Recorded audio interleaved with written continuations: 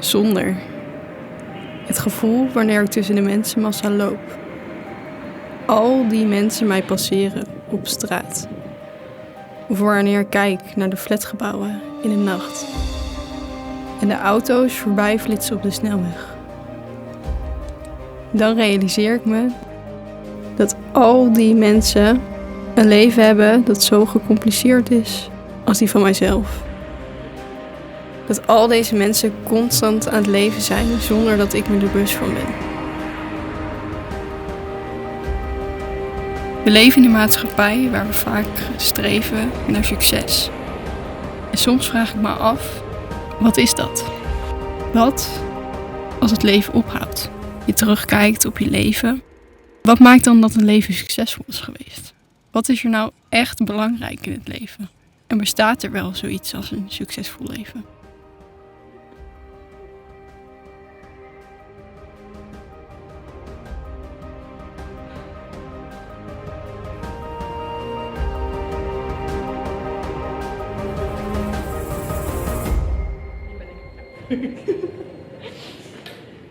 Oh, succes is dat je rijk bent en dat je een succesvol leven hebt in de zin van dat je een goede baan hebt, welvarend, een stabiel inkomen en een stabiel gezinsleven. En toen ging ik er verder over nadenken en dacht ik... Toen kwamen er eigenlijk alleen nog maar meer vragen naar boven van, wat is dat nou eigenlijk? Is dat nou echt zo stereotyperend als dat ik nu soort van in mijn hoofd heb?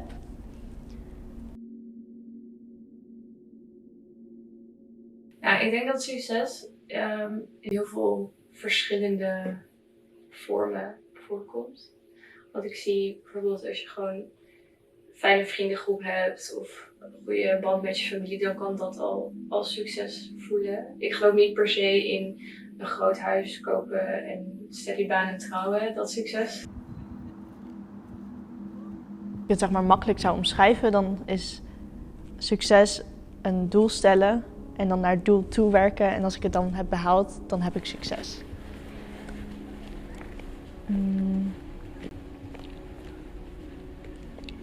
Maar dan vraag ik me af, is de weg er naartoe niet even belangrijk?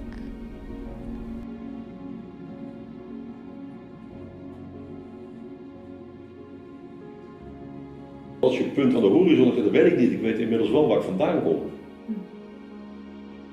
Dus ik weet wat ik achter me heb. Maar dat punt aan die horizon, dat vind ik een beperking. Want als ik vandaag de koers 1 graad verleg en ik mag 95 worden, dan komt hij heel ergens anders uit. Dan als ik het niet verleg, of als ik hem 3 graden verleg. Dus laat het mij maar een opeenvolging zijn van... dat is het leven, is een opeenvolging van het zoals wij zijn. Vind ik prima. Echt, nou ja, je hebt het zelf meer. Maar als je echt flink ziek bent, en dan zie je soms ook de dingen ook anders. Dan zie je, je hebt dan dingen, kleinere dingen, waar je blij om kunt zijn, blij om kunt maken. Maar ik weet bijna zeker, als ik morgenochtend naar mijn atelier wandel, dan zit hij het nieuws te kijken. En dan kijk ik even naar binnen en dan doet hij zo, en dan doe ik zo, en dan loop ik weer door. En dan hebben we altijd een grote grijns. Dus het zit in van die hele mooie dingen, dus we hebben dat soort dingen. Dat is zo mooi, dat is het leven. Het zitten hele kleine dingen. Ik heb wel eens als je een beetje wat langer bent of even niet heel erg goed gewust. En je komt dan zo'n zwaaimoment, dat noemen wij het zwaaimoment van de dag. Dan gebeurt er nog iets. Dat vond ik in die zin bijna mooi aan corona. Dat iedereen elkaar op straat goeiedag zei. Ze gingen wel aan de andere kant van het trottoir lopen om niet te dichtbij te komen vanwege alle besmettingsgevoelens. Maar mensen zeiden elkaar wel goeiedag, maar werd in één keer sociaal. Dat is het enige wat nodig is. Het is ook vaak zo, hoe meer de mensen hebben, hoe meer als ze willen hebben. En je moet accepteren dat je niet alles kan. Hè? Bij keuzes maken hoort het woord of. En we leven nu in een samenleving waar we meer op het woord en gericht zijn. Ik wil en carrière, en een gezin, en vaak op vakantie, en. Ik leef een beetje in de wereld van of. En dan is het leven veel overzichtelijker. En dan is je tevredenheid, die innerlijke tevredenheid, bereik je veel sneller.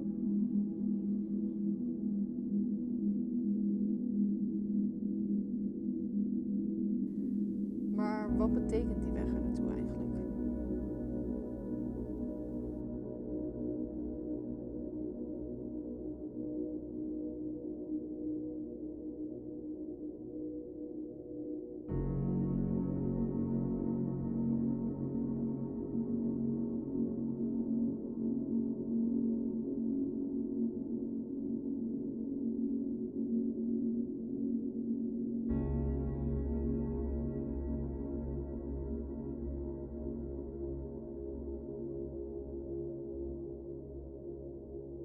andere successen zoals vrienden om je heen en gewoon wat je in je leven bereikt op persoonlijke doelen, dat zijn ook hele grote successen. En niet alleen de prestaties die mensen kunnen zien, maar ook de prestaties die je zelf hebt zonder mensen die dat zien.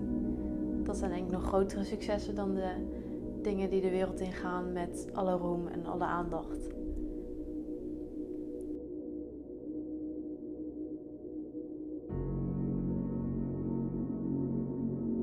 Nou, ik ervaar inderdaad van ja, wat vinden mensen succesvol? Wanneer ben je succesvol? Ja, eigenlijk denk ik, nou, iemand kan heel veel succes hebben, maar dan denk ik, ja, is je leven nog steeds leuk? Weet ik niet. Succesvol in het leven, ja, is ook een definitie van wat is succesvol. Volgens mij ben je dus succesvol als je tevreden bent met je leven.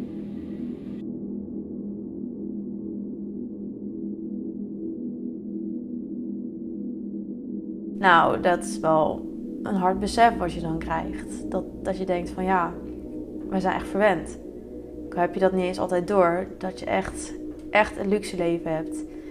En er zijn natuurlijk nog weer de rijkeren van de rijkeren. Maar ik ben nu zelf wel van mening, als jij een dak boven je hoofd hebt, eten en drinken kan krijgen elke dag, dan ben jij gewoon bovengemiddeld. Er zijn veel mensen op de aarde die dat niet kunnen hebben. En dat is denk ik ja, iets waar wij heel dankbaar voor mogen zijn.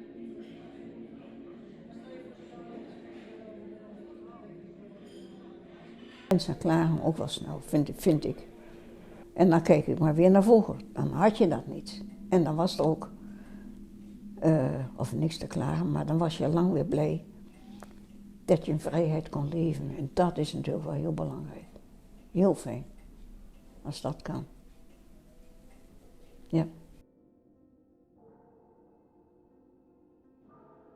Dat is het grootste succes wat een mens kan hebben.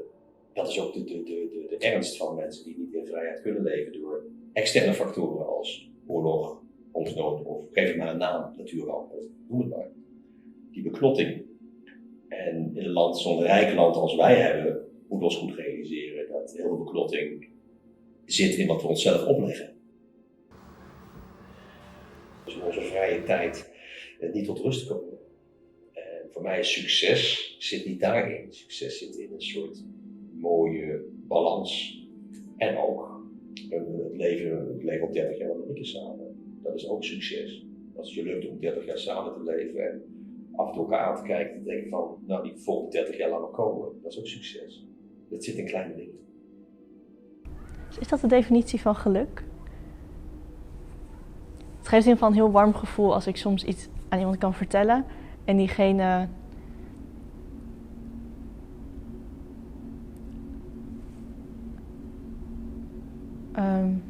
als je iets vertelt, dan zie ik het zo voor me dat het bij iemand anders even terechtkomt en dan weer bij jezelf terechtkomt, soort van in een circulatie. En dat in die circulatie iets gebeurt waardoor het een andere betekenis voor jou krijgt en dat je er op een andere manier naar kan kijken of dat het wat lichter wordt of dat het in ieder geval anders voelt.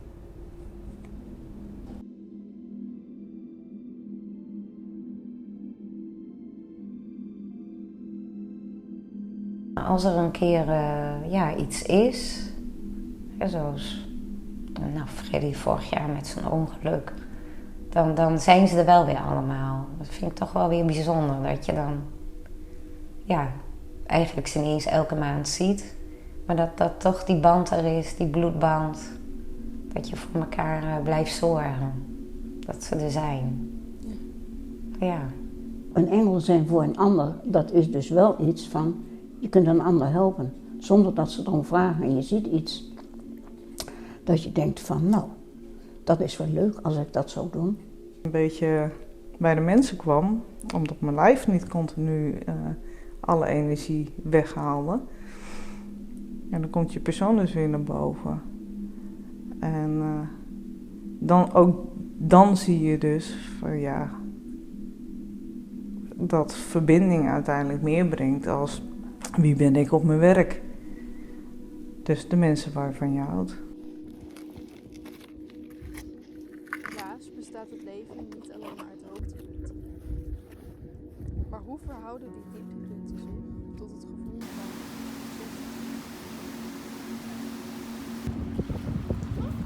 toch wel om ons heen gezien dat we toch al wel vriendinnen gaan verliezen.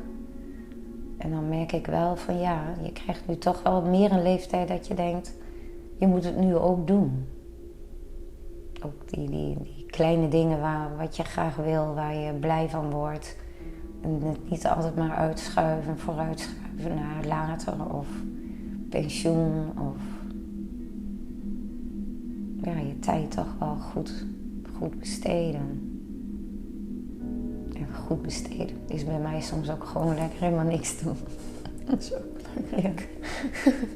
In gedachten kan je nog gelukkig teruggaan naar de mooie dingen. En lichamelijk, qua ziek zijn, ja, ik heb natuurlijk een progressieve ziekte, dus ik moet steeds meer inleveren. En natuurlijk is dat iedere keer weer even verdrietig. Maar je merkt ook dat ja, waar er iets wegvalt, je met een oplossing kan komen dat er iets anders voor terugkomt. En ik daardoor ook zoiets heb van ja, maar ik wil een leuk leven hebben, dus ik maak er ook zoveel mogelijk moois van. En ja, daar horen de tegenslagen dan maar bij. Dus kan ik eigenlijk oprecht zeggen dat ik er heel weinig last van heb. En geluk is niet maakbaar en geluk is ook heel persoonlijk. Wat mij gelukkig maakt, hoeft een ander niet gelukkig te maken en vice versa. Maar tegenslag hoort daar wel bij. Van geluk spreken, als je weinig tegenslagen meemaakt, ja, kan je van geluk spreken. Maar het hoeft je niet gelukkiger te maken. De moeilijke momenten, de zwaardere momenten, dalen, die heb je allemaal. Ja. Dat zijn eigenlijk de plekken dat ik ook merk dat de creativiteit mij daar ook weer uittrekt. Als ik kijk naar wat ik schilder en wat ik maak, ook wat ik schrijf, dan is het zo dat ik erachter ben dat alles wat je meemaakt en wat impact heeft, positief of negatief, vindt enigerlei wijze zijn weg in een schilderij of in een verbeelding. En dat gevoel had ik al jong, dat zo was. Maar met dat ouder worden kom je erachter, dan kijk je terug op die weg die je afgelegd hebt. Er liggen allemaal schilderijen in de berm, als het ware. Je hebt die weg bewandeld die het leven is, dat die allemaal schilderijen in de berm. En al die schilderijen staan ergens voor. En het kunnen hele positieve dingen zijn, maar ook wel dingen in het leven die je even tegenkomt. Die met ziekte, overlijden en andere dingen te maken hebben. Of ook met zaken die in de wereld gebeuren. Dat het je soms doet stilstaan bij waar je nu bent. En dat je daarbinnen ja, ook weer kan onderzoeken naar andere mogelijkheden of andere wegen. Of een bepaalde manier om ergens mee om te gaan. Dat je dan ook weer een stukje van jezelf ontdekt. Of een veerkrachtigheid van jezelf die je nog niet eerder, waarvan je nog niet eerder wist dat je dat in je had. En dat is wel waardevol, denk ik. Maar dat gaat dan ook weer inderdaad over jezelf beter leren kennen. Ja. En een soort van vollediger persoon worden in het leven. Ik wil blijven groeien, maar dat betekent ook de hele tijd mezelf beter leren kennen.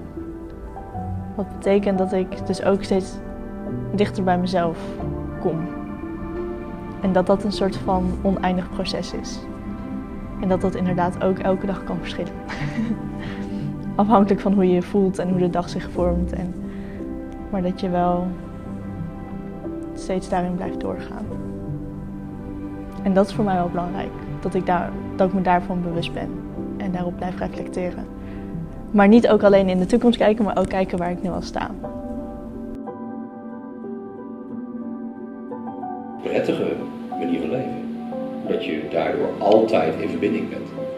Met jezelf, maar daarmee ook met alles, want alles is met elkaar verbonden. Dus dat meandert. De afwisseling in het leven, want niet elke dag kan natuurlijk een feestje zijn en vakantie zijn. Maar dat je daar toch een bepaalde balans in hebt mogen vinden.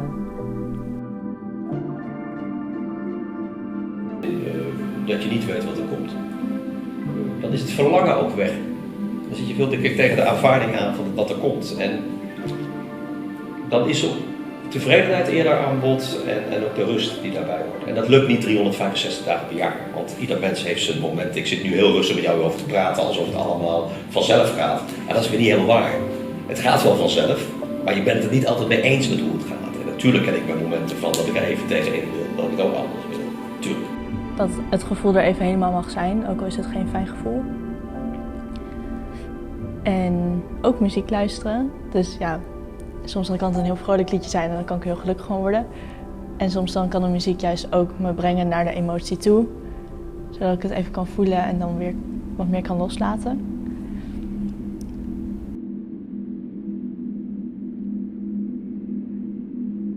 Iemand die doet alsof dat niet zo is, die is naïef.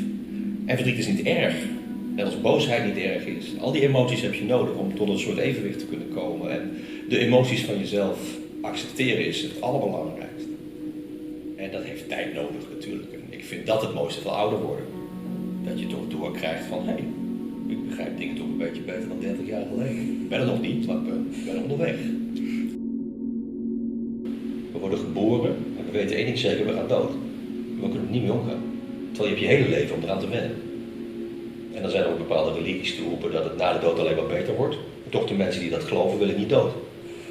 En er zit een idiote paradox. En ik sla hem helemaal plat nu eigenlijk door het zo te formuleren. Maar het zou geweldig zijn als je op school gewoon les kreeg om aan die trajecten te wennen. Omdat het erbij hoort. En het leven alleen in een hele platte succes is een keuzecultuur.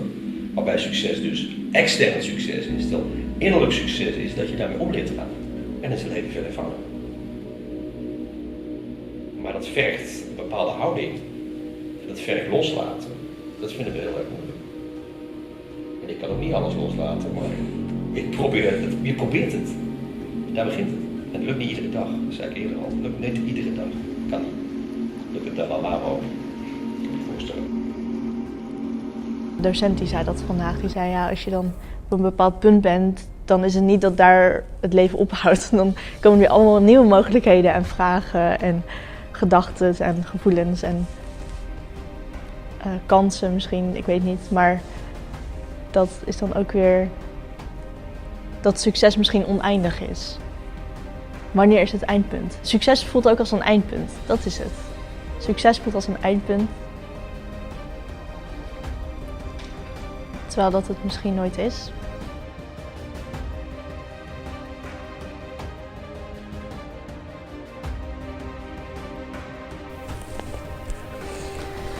Succes is het stellen van een doel en die behalen. Maar wat moet je doen om een succesvol leven te hebben? Je kunt streven naar welvaart of geluk voor jezelf en misschien wel voor de mensen om je heen. Maar je hebt niet de controle over alles in het leven. Sommige dingen gebeuren gewoon. Het gevoel dat je leeft, dat je ademt, dat je hart klopt, dat je gewoon mag bestaan en dat het soort van helemaal in het moment is, dat het allemaal mag zijn. Zijn is genoeg. Je hoeft simpelweg alleen maar te zijn.